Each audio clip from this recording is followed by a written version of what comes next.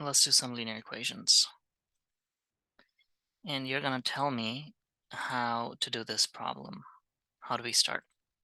They've given me two equations, and we need to solve this using a graph. How do we begin?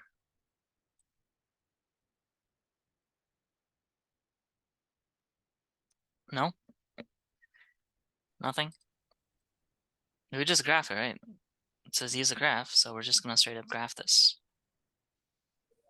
What's the slope and the y-intercept of this equation? The first one. 2/1. Right, so all you need to graph a linear equation is the slope and the y-intercept, right? Mm-hmm. That is all you need, and it's pretty simple. So the y-intercept is 1, so you're going to start at 1, and then the slope is 2/1. So for every 2 units you go up, you're going to go 1 unit to the right, yeah? Mm-hmm. So this, let me use a different color. This was the y-intercept there, and this is our new point that we found. Once you have 2 points, all you need to do is connect them, and you will get the answer. Okay, just connect them from one to the other, and you can extend them indefinitely. What is the y-intercept and slope of the second equation here?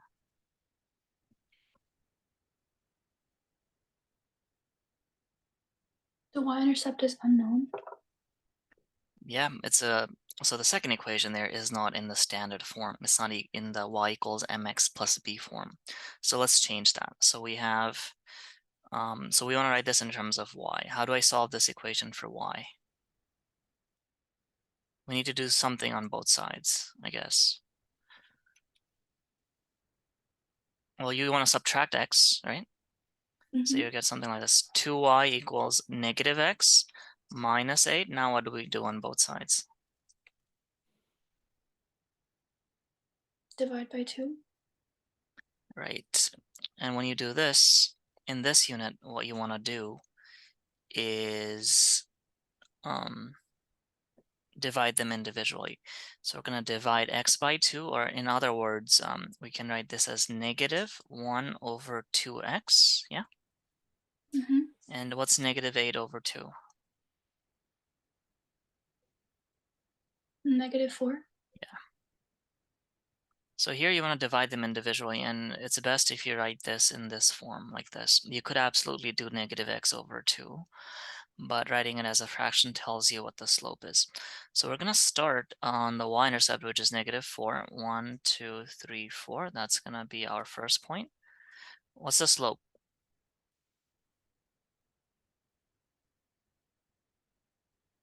-1/2. So what does that mean? So that means for every 1 unit we go down, right? Mm-hmm. Minus means we want to now go down. For every 1 unit you go down, you're going to go 2 units to the right. So 1, 2 right there. And there we have our second point. And then from here, you just want to connect these 2 dots like that, okay? And boom. And now we want to see where they intersect. So they intersect right there. Yeah? See right Mm-hmm. here? Right there they intersect. So what is that point? So that's -1, -2 on the x. 1, 2, 3. So that's -2 on the x and -3 on the y. And that's going to be the solution to this problem. Make Okay. sense? Super simple. Right, we're literally just graphing linear equations. The only thing to watch out for is that usually it's not going to be in the right form, right? It may not be in the y equals mx plus b form. Now this question is a little bit more difficult because we don't know what the equations are.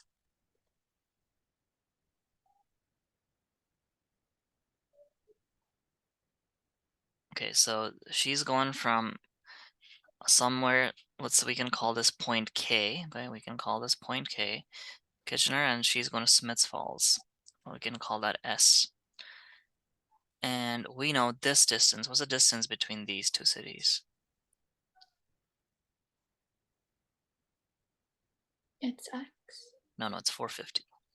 The distance between K to S is going to be 450 kilometers, right? And then on the way there, she is wait, what's happening? Okay, so from here to here, when she's going there, for the first route, she's taking one highway, okay, in which Mhm. she's traveling at 100 kilometers per hour. That's gonna be our first leg. And then from here to here, she's gonna go through a different highway at 80 kilometers per hour. Okay. Mhm. And wait a second, what's going on in this question? What is the distance from kitchen? Maybe you were right. So what's the 450 then? If you read the question, what is the distance from Kingston to Smiths Falls? Oh, okay, I understand that. So the total distance is 450. The K's got confused. I got confused with the K, but there's two different K's. One of them is Kitchener, the other one is Kingston, okay? Mhm. So we're trying to find this distance here. You see this distance from Okay. Kingston to her home in Smiths Falls. So whatever's missing is always going to be X, right? Mhm. If that's X, what's this distance here? The whole thing is 450. Let's say this is X. How far is this? The whole thing is 450. This is X. What's this distance?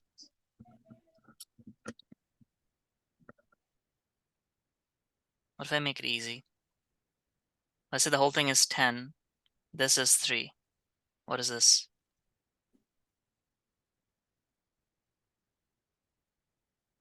You just subtract. Yeah, you just subtract. Similarly, the distance here for the other part is going to be 450 minus X. Make sense? Mhm. 450 minus X. We're trying to find X. So in this 450 minus X, she was traveling at 100 kilometers per hour, which is speed, okay? And then this distance X, she was traveling at 80 kilometers per hour. Cool? Now what? We're given a couple of things here. We're given the speed, right? We're given time, and we're given the distance. So this kind of becomes the triangle that we were looking at last time. You can approach this in any way you want. The way I'm going to do is I'm going to say this. Time is distance over velocity or speed. Okay? What is 4 hours and 45 minutes as a decimal?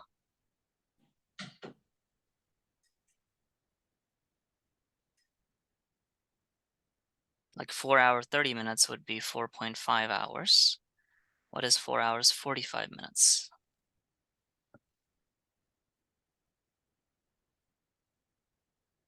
No? Nothing? What about how many? What fraction of an hour is 15 minutes? 30 minutes is half an hour, right?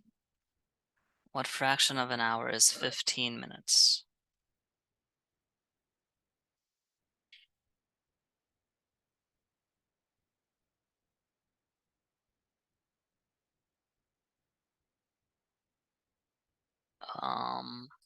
Not hearing anything from you. I think you're muted.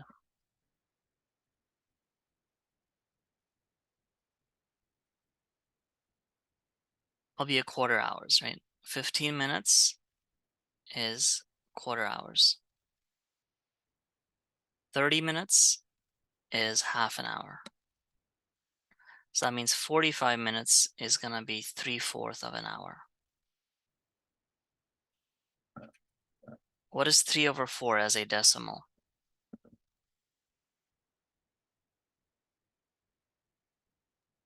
0.75.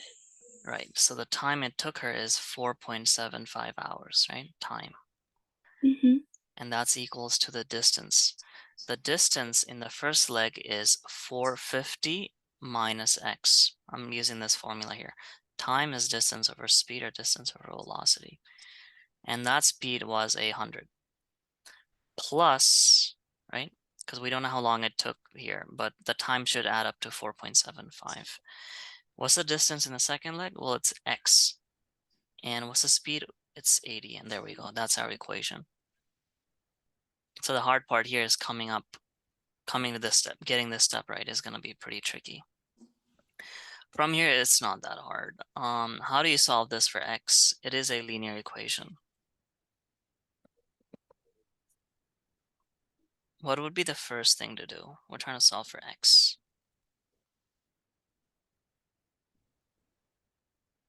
Do they have the same denominators? No, right? What's the lowest common denominator between 100 and 80?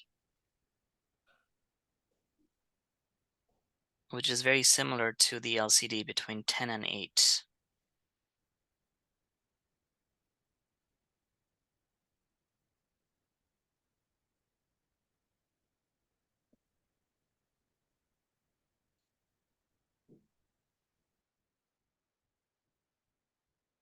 Well, to find the LCD, you just multiply them, and then you want to check if half of that would work, and then you want to check if half of that would work. So 180, we're going to multiply them.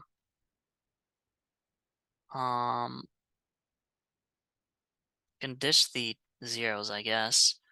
800. 800 goes, both of these go into 800, and then you want to check half of that, 400. And you want to check half of that, 200. Does 80 go into 200?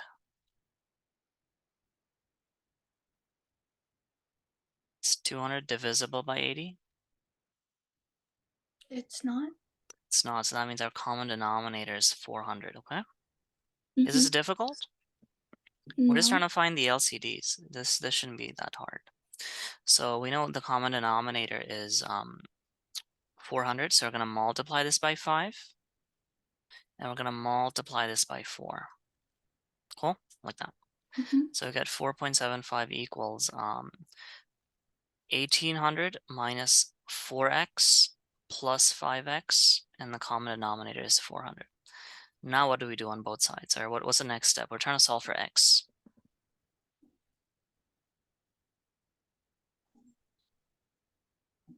We can clean this up a little bit more if you want. 1800 minus x, or sorry, it's going to be plus x over 400 equals 4.75. We're trying to solve for x. What do we do on both sides? Subtract 1800. No. You need to multiply 400 first. Okay, you need to, in this case, you need to, because look at this. If you subtract why not subtract 1800? Because they don't cancel out. The goal, yeah, you can subtract 1800 from the other side, but on this side, they don't cancel out because this one doesn't have a denominator of 400. So subtract 1800 is not right. What we should be doing is multiplying by 400 on both sides. Okay, whatever you do on both sides, on one side, it should cancel out. And now if you multiply by 400, see, this cancels out with this, but not 1800. So 400 times 4.75. 400 times 4.75, that's gonna be 1900, right? That's gonna be 1800 plus x. Now what? You subtract 1800. Yeah, so x is 100 kilometers. So the distance from here to here is 100 kilometers. So what's the distance from here to here in this section? It was 450 minus x.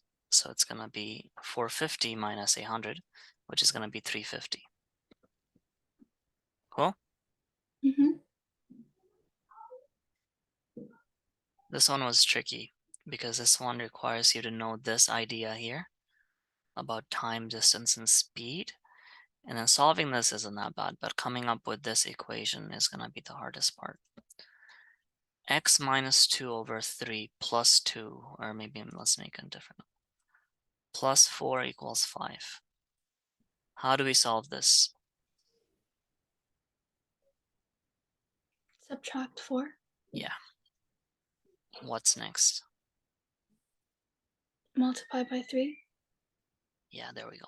Multiply by 3. And then you want to subtract or add 2 on both sides, and you'll get the answer. Okay? Mm-hmm. Linear equation.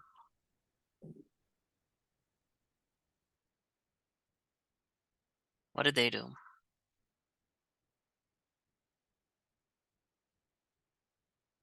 Yeah, there we go. Time equals distance over speed. They're using the same approach, but they graphed it, which we don't. You could, I guess, but you don't have to. The tricky part is always gonna be the word equations, okay? The tricky part is always going to be the word equations. But not all of them will be as difficult as the time, because that one has 3 different like variables: time, speed, and distance. Other ones will be not that difficult, like this one. Willow bought 3 meters of something, and okay, so he bought 3 meters of this and 5 meters of cotton. The total bill, excluding tax, was 22. He bought 6 meters of this, 2 meters of that, and the total bill was this. What's missing? We have the length of the fabric. We have the total bill, right? What's the unknown here? What do you think is the unknown?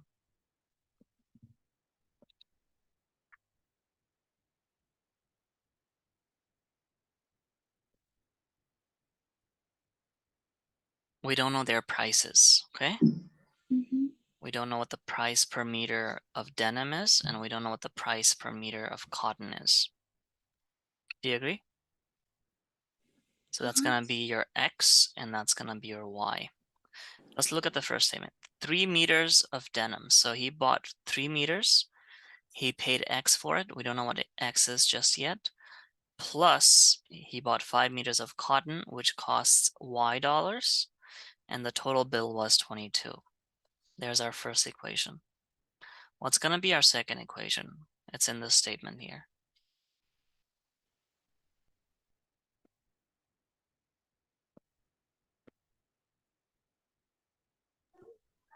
Um, 6x plus 2y equals 28. 28. Cool. Mm-hmm. I really don't want to graph either one of these. So that's the answer to A. B is solve your system using a graph.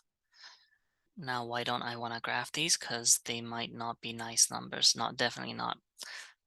So I'm just going to change this into y equals mx plus b form.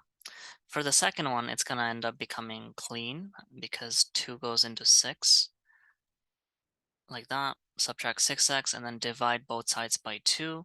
You would get negative 3x plus 14 from the second equation. How do we solve for y in the first equation?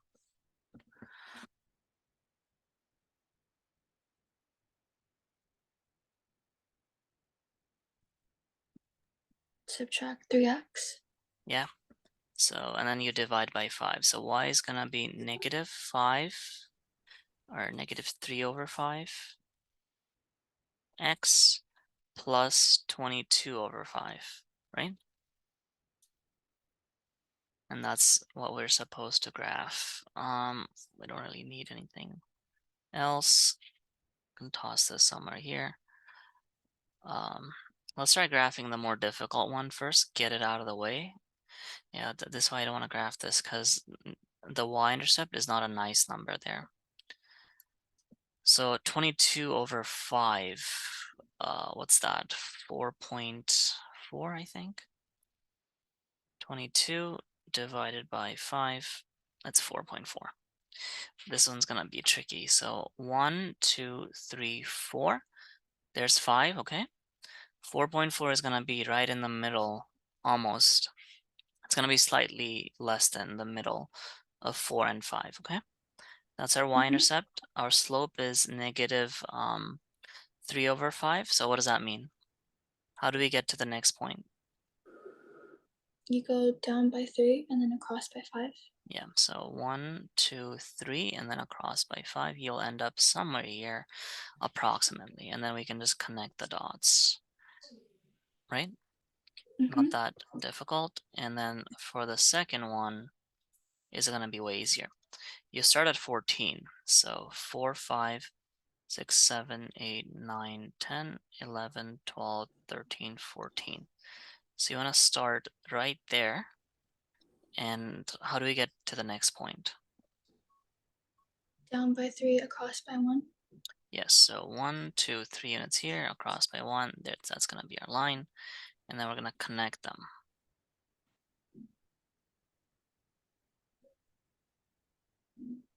Like that.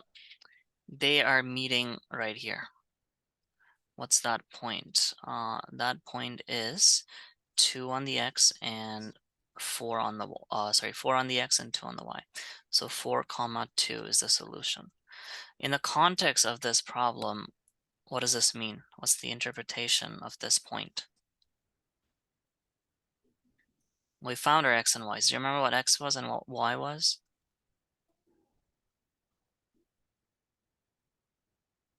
X was the price for the first fabric, for the denim fabric, right? Mhm. Y was the price for cotton fabric. So that's going to be the solution. If you want it, you can write it like this.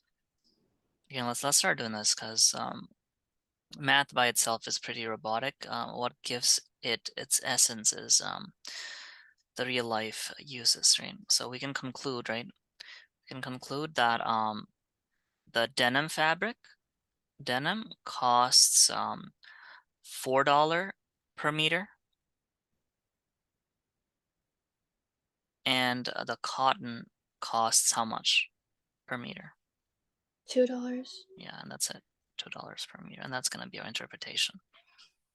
Part C, how much will 8 meters of denim and 5 meters of cotton cost? How do you think we do this one? It's easier than you think. It's literally a 2-step answer.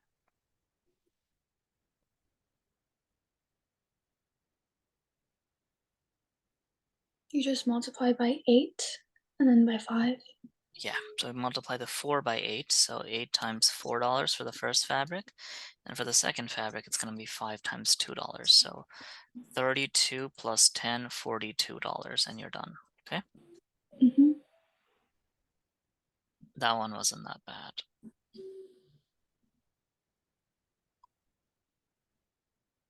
This one's going to be extremely similar.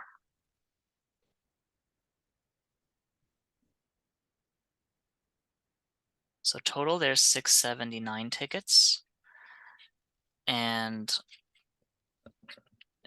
it sold for $33.70. Students paid $4 for a ticket, and non-students paid $7. What's missing? What's going to be our x and y? The amount of students and amount of non-students. Perfect. Yes, that's exactly what it is. X and y. What does x and y add up to? How many tickets are there? How many people? 679.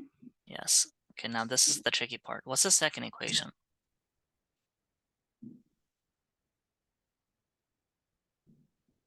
So this is the equation Y for is the total.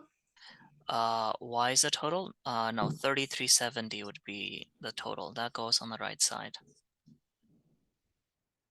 What goes on the left side of And this? then is it 4x plus 7x? I mean 7y. Yeah, that's it.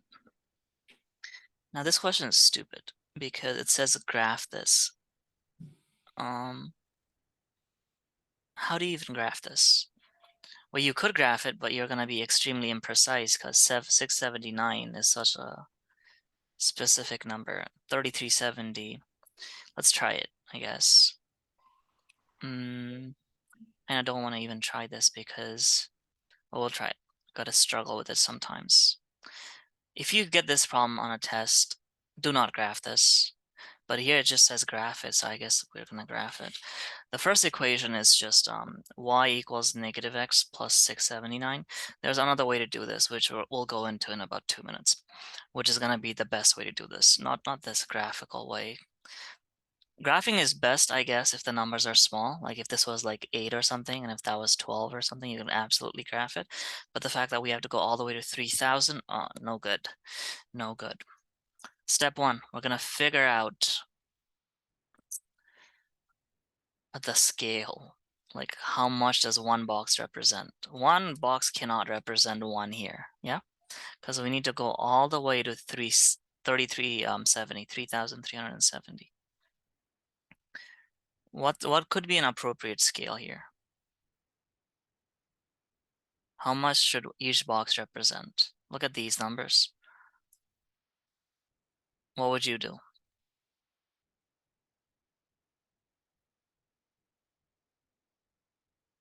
Do you understand why we can't say this is 1, this is 2? Because you would have like a really big graph. Yeah, you it's impossible to do, right? Because you need to go all the way to 3370. Actually, no, we don't need to go to 3370. This is not in the right form. Subtract 4x from both sides, divide by 7 from both sides. And this will tell us how far up we have to go. 3370 divided by 7. I don't know if that's even divisible. Let me check. 3370 divided by 7. That's about 481. Okay? 481-ish. Could we do 10? No, we can't say each box is 10 either, because then we would be going all the way to 60 boxes, which we don't have space for. On a graphing paper, usually there's gonna be 20 to 30 boxes. Here, I'm gonna go up by 50, okay? Each box represents 50, and then I'll have 12 boxes. Let's say this is 0, so 50, 100, 200, 300 here, 400 here, 450, 500 here, 6, 7.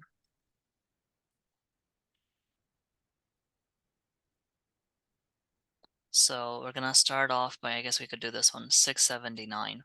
So 679 is gonna be somewhere in the middle between 650 and 700, right? Right there. What's the slope? What'd be the slope of this? -1.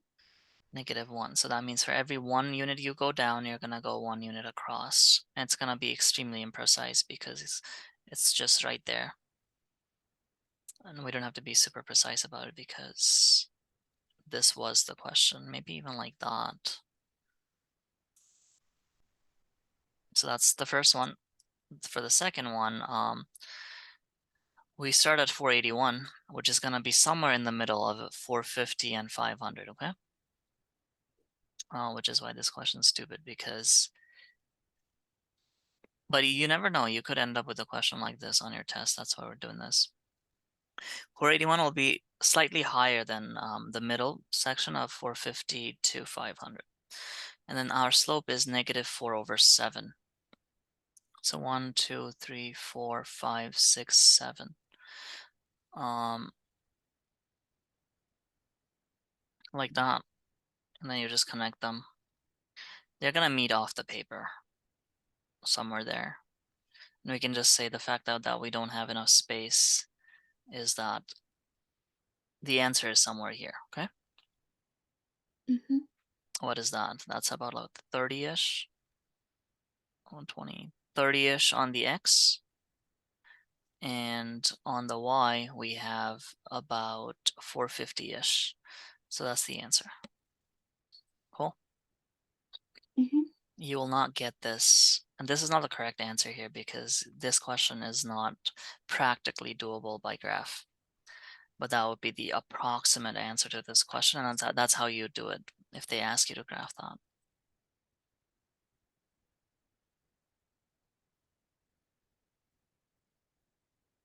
Is it fun? It's I fun, right? guess. It's so fun. Okay, here's how we are gonna actually do this. The graphing thing is good, but it takes too long and it becomes impractical if the y-intercepts are too big. So what do you do in that case? We're gonna use pure algebra to do this. There's 2 ways to do this. The first one is called substitution. So these 2 girls are playing volleyball. They played for 38 hours and raised 412. She was sponsored for 10, and Nancy was sponsored for 12. What is our X and what is our Y? And that's always going to be the first question you want to ask yourself. What could X and Y represent in this?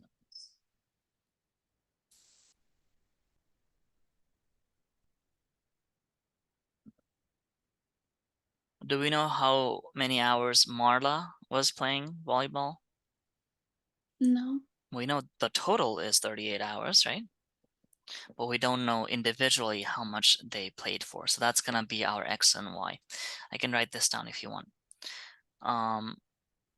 Some teachers are picky and they want you to do this. So let X be the hours, okay, the number of hours that Marla played. And similarly, Y would be the hours for the other girl, Nancy. So we know something plus something is 38. What plus what is 38? X plus Y. Yes. What's the second equation?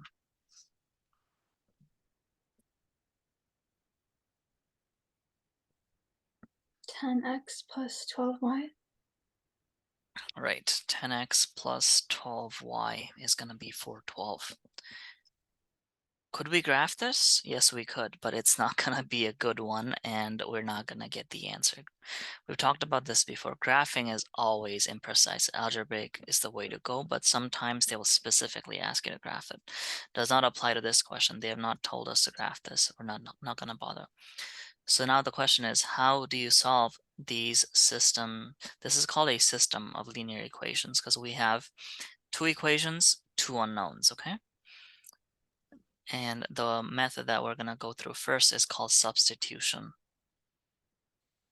What we're going to do is you're going to solve for either x and y in terms of the other variable from either one of these, and then you're going to sub it back into the other equation. What do I mean by that? From the first equation, I'm going to say y is 38 minus x or negative x plus 38, yeah? Mm-hmm. And then you want to sub this, it's in the name, you want to sub this as y right here.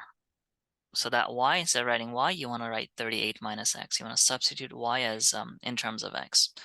So then this becomes 10x plus 12 times 38 minus x equals 412. This bit was our y before, but now we've substituted y with something else. And this is pretty much all of it. That's it. Now we got to solve this for x. Step one, open that bracket.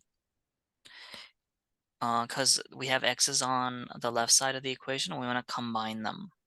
In order to combine them, you want to open that bracket. So 12 times 38 is 456, and 12 times minus x is minus 12x equals 412. How do we solve this for x?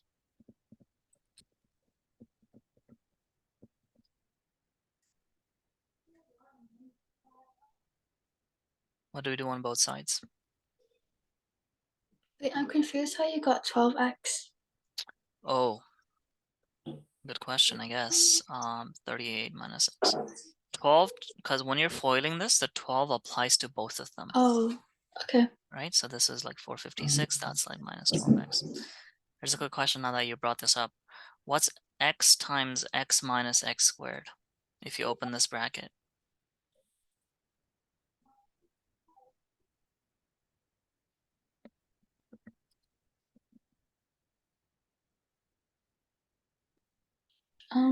X squared minus x cubed. Perfect. What if it was x times 2x minus x squared? Or let's make this even more difficult. 3x and then 2x minus x squared. It's not that difficult, but think about it. What's 3x times 2x? 6x. No, try again. 3 times 2 is 6, yeah. What's x times x? X squared. Yeah, so it's going to be 6x squared for the first one. And again, there's a bracket there. That means this 3x also applies to the x squared. What's 3x 3x? cubed. Yeah, there we go. That's it. Okay, that's it. Okay. So that's that. And now you see there's x's here. So we can say this is negative 2x. Again, this is a linear equation. You should know how to solve this. Subtract 456 on both sides. So 412 minus 456 gives us negative 44. So what does that mean? What's x?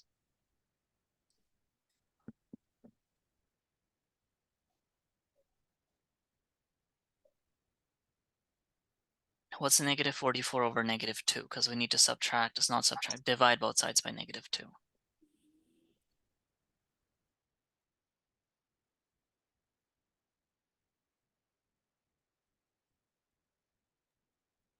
Positive 22. Yeah, so x is 22. So that means y, now that we have x, we can plug it back in here as x to solve for y. So y will be 38 minus 22, 16. Okay, those are our answers. And then we can say, therefore, Marla was our x. She played for 22 hours. And then the other girl, what's her name? Nancy, played for 16 hours. And we're done. Substitution, fun. That's a lot of volleyball. Yeah, it is. It was probably not in a day though. It's probably like it Mhm. was in a day, sounds like marathon. So this girl played for 22 hours straight. Being awake for that long is already difficult, let alone playing volleyball. And look at this. They did exactly what we did, right? They Mhm. wrote M and N, doesn't matter. We wrote X and Y. Those are arbitrary, but the thing that they did was exactly the same as what we did. This question we're not going to get into because this one's a little bit tricky. This one we will though. And if you're comfortable, then we can come back to that one later. So yada yada yada. Her startup cost is 1045.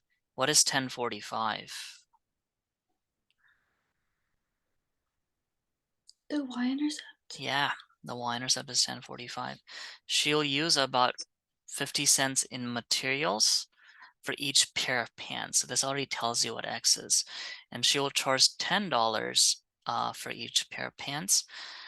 How many pairs of pants does she need to break even? Break even means profit minus, there's no profit, but there's also no loss. That's what break even means. So basically you've made up your starting costs, okay? What does X represent?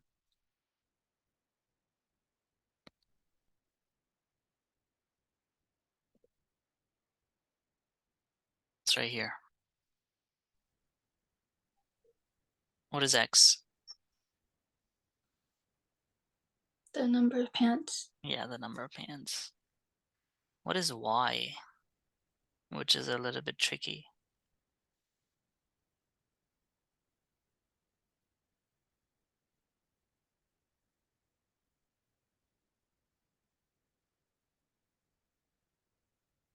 Is it the amount of materials?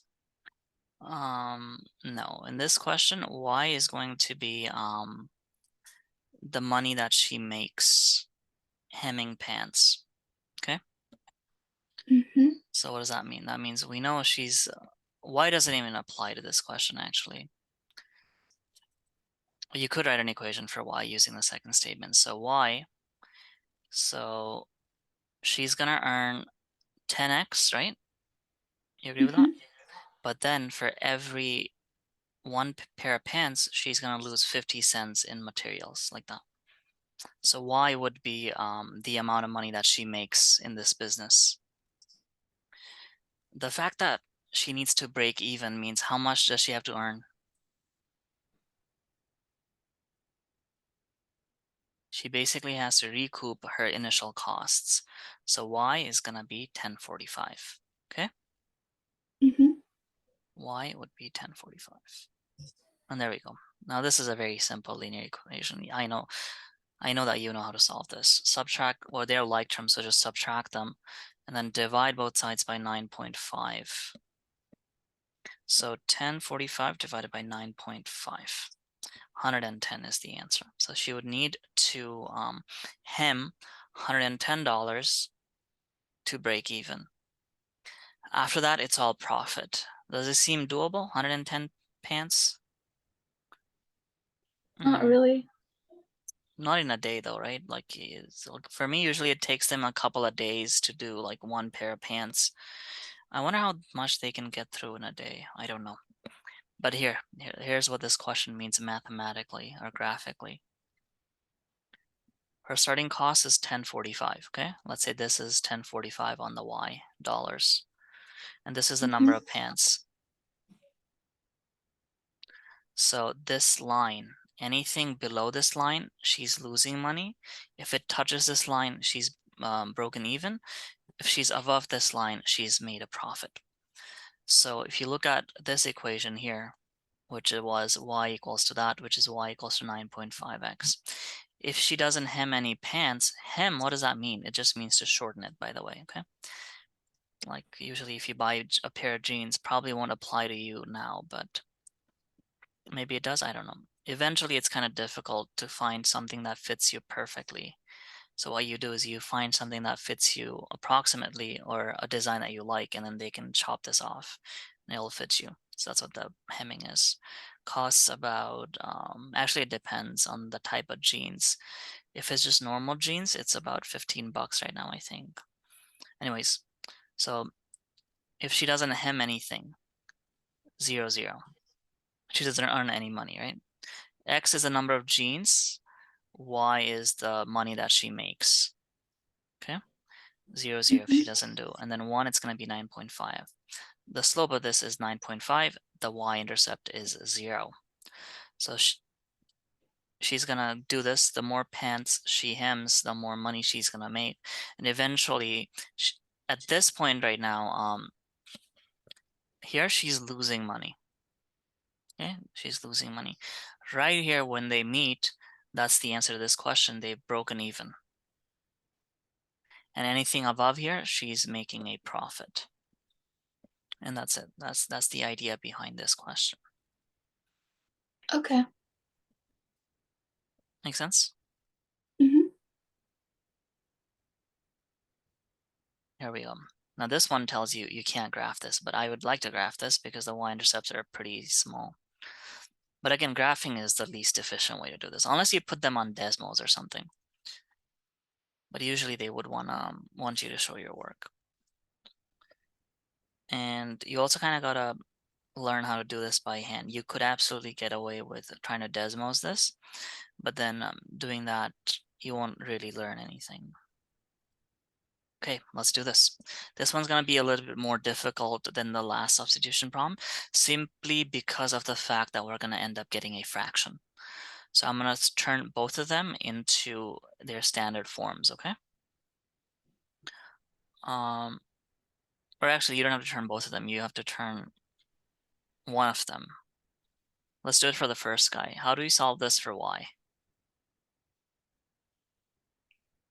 Subtract 5x. And then divide by 2. So we get y is equals to negative 5x over 2 minus 2 over 2, which is minus 1, right? Subtract 5x and then divide by 2. Like that. Cool? Mm-hmm. And now we're going to sub this as y right there, and we're going to get a fraction. Yay. 2x minus 3 times negative 5 over 2x, yeah? Mm-hmm. Minus 1 equals negative 16. What's the next step? We're trying to solve for x. Now this is solvable because we have one unknown and we have one equation. We should be able to solve this. What do we do on both sides? What's the first step, actually? What would you do if you saw this? Open the bracket. Yes. So you get 2x. By the way, this negative 3 applies to both this first term, but also this negative 1, okay? Keep that in mind. So negative 3 times 5 is positive 15x over 2, and negative 3 times 1 is positive 3, like that. By the way, this 3 does not apply to the 6. Don't do 15 over 6, because this guy has an invisible denominator of 1. So you multiply the numerator with the numerator, denominator with the denominator. Mm-hmm. This is different from when you're powering them though. Like let's say you're squaring 3 over 2, then that squared applies to both 3 and 2. So the answer here would be 9 over 4. But if you're doing Mm-hmm. 3 over 2 times 2, it's going to be 6 over 2, not 6 over 4. So that's Okay. what we get. And now what?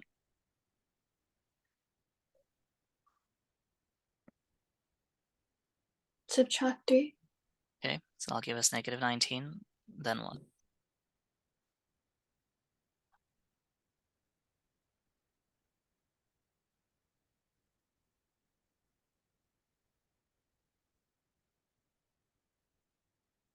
Divide by 2. No, you see we have like terms here. We haven't combined these guys. Oh. How do you add a fraction? How do you add fractions? Well, you common denominator, right? Mm-hmm. This one has an invisible denominator of 1, so we're going to need to multiply, because LCD between 1 and 2 is 2. Multiply this by 2, so that becomes 4x over 2. Okay? Now we're Mm-hmm. going to combine these two terms, so that'll give us 19x over 2. Cool? And Now what? then you multiply by 2. Yeah, you can multiply by 2. This cancels out. You would get negative 38 on the other side. Now what? Divide by 19. Yes. So x is going to be negative 38 over 19, which is negative 2. Okay? Mm-hmm. And then what you're going to do is you're going to take this guy, because we're trying to solve for x and y. Going to plug it back in here as x to solve for y. So it's going to be negative 5 over 2 times negative 2, okay, minus 1. Mm-hmm. So negative 5 times negative 2 is 10 over 2, and then 1 you can rewrite that as 2 over 2. So you would get 8 over 2, which is 4, and you're done. So therefore the answer is negative 2 and 4. Make sense? Okay. Mm-hmm. It's not that difficult, right? Like, so what you're gonna do is, let's say this is gonna be the flow chart or the rubric to do any type of substitution questions. You're gonna solve for y in one of them, okay? Solve for y in terms of x for one of them. So if we do it for the first one, we get subtract x. So you get 3y equals negative x plus 10 divided by 3. So y will be negative 1 over 3x plus 10 over 3. And whichever you subtract from, you're going to sub this into the next equation, into the other equation, okay? Into the other equation. So right here, you see that y? We're going to replace that with this guy. And then you're going to solve this, which we're not going to do because this is a made up question. And then this equation has one unknown, so this is solvable. You just want to open this bracket, okay? Open this bracket, Mm-hmm. do whatever, you're going to end up getting x as something. And once you get x, you want to sub that x back into this equation, or into this equation, sorry. Into the equation that you, into the other equation. Sub back x, and then you'll get y, and you're good. You are good to go, okay? Okay.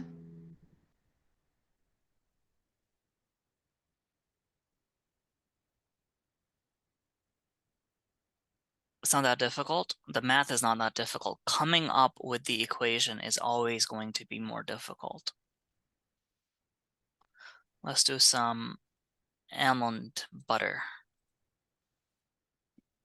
Because why not? All right, so yada, yada, yada. Some jars hold 250 grams, other jars, so again, highlight the points of interests. So there's two types of jars. One of them hold, we don't know how many there are, so that's a clue for you to know what is X and what is Y. We don't know how many 250-gram jars are there. We don't know how many 500 grams jars are there. On Tuesday, they packed 165.5 kilograms of butter in 511 jars. How many jars of each size did they pack? We're gonna get two equations here. What does X and Y represent?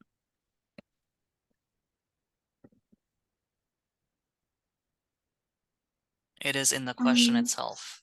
That they The kind of, amount of 250 jars and then yeah, the 500-gram jars. yes. So if you add X plus Y, if you add the 250 jars, if you add the Y jars, how many are there? How many jars are there? 511. 511, right? That's gonna be our first equation. You might as well just straight up substitute this now. That's gonna be negative X plus 511 or 511 minus X, same thing. What's gonna be the second equation? I'll give you 10 points.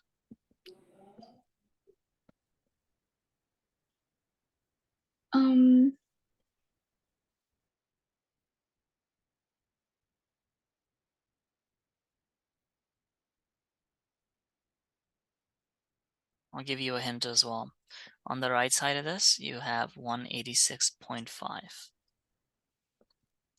250x plus 500y. Yeah. But there's a slight issue because they're trying to trick us. The jars are in grams, whereas this weight is in kilograms. How many grams are there in 1 kilogram?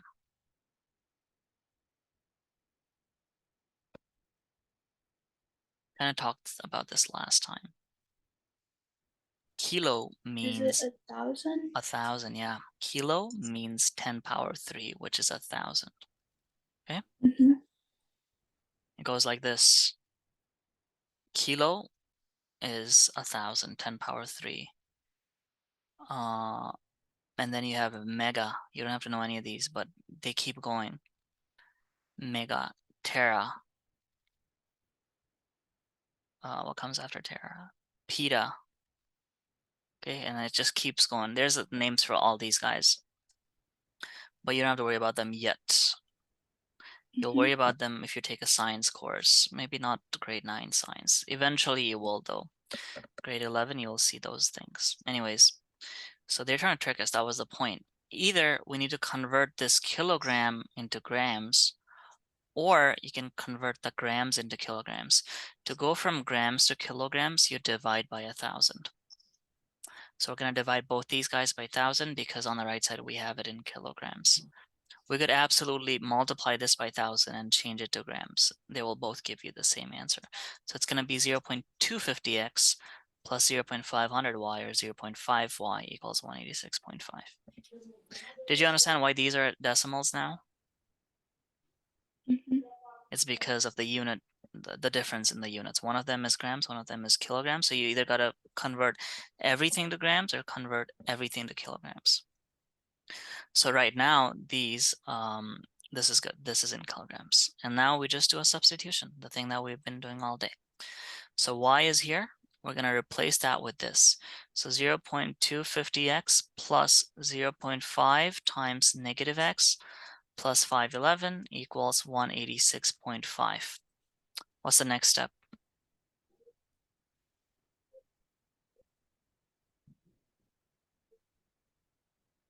You open the bracket. Yes. And again, that 0.5 applies to both x, so minus 0.5x, and then 0.5 times this as well, which is going to be, what's that, 255.5. Like that. Now what? Subtract 255.5. Yeah. Let me just double check the maths here. Yeah, that's good. So 186.5 minus 255.5 gives you a negative 69. Okay. What about these Mm-hmm. guys? You want to subtract them as well, right? So you get Uh-huh. minus 0.25x, divide both sides by negative 0.25. And dividing by 0.25 is the same thing as dividing by a quarter.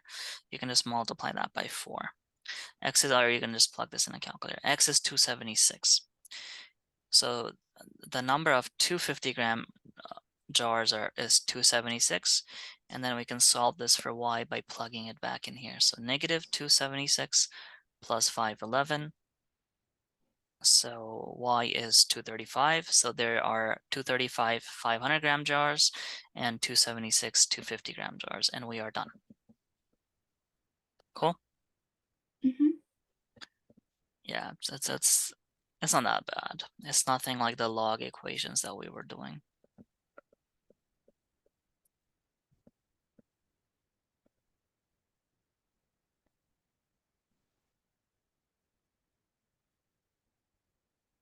The difference between two angles is 11. The sum of the angles is 77. What are the angles? What does x and y represent?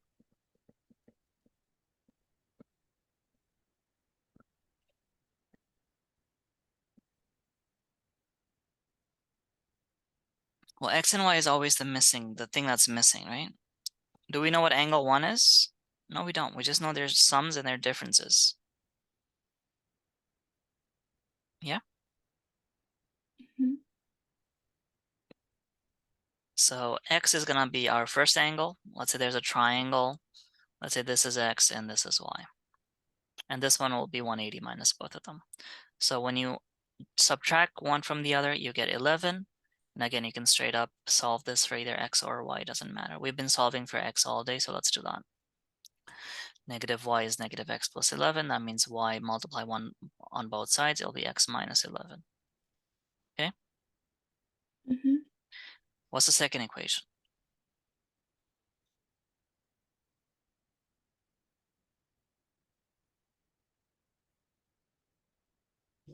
Well, it's a sum equation. It's going to be x plus y is 77. Yes? Uh-huh. So you just replace y with x plus x minus 11 equals 77. So that will be, let's just open that bracket. There's nothing to multiply. It's going to be 2x equals 88. So x is 44. Plug it back in here for y. 44 minus 11, it's 33. 44 plus 33 is 77. That means the other angle here, this one, is going to be 180 minus 77, 103 degrees, and you're done. So these are the three angles. X was 44, y is 77, the other one is 103. Cool? Mm-hmm. Difficult? Difficile? No. No, right? Anyways, let's call it for today. All right. Thank you. See ya.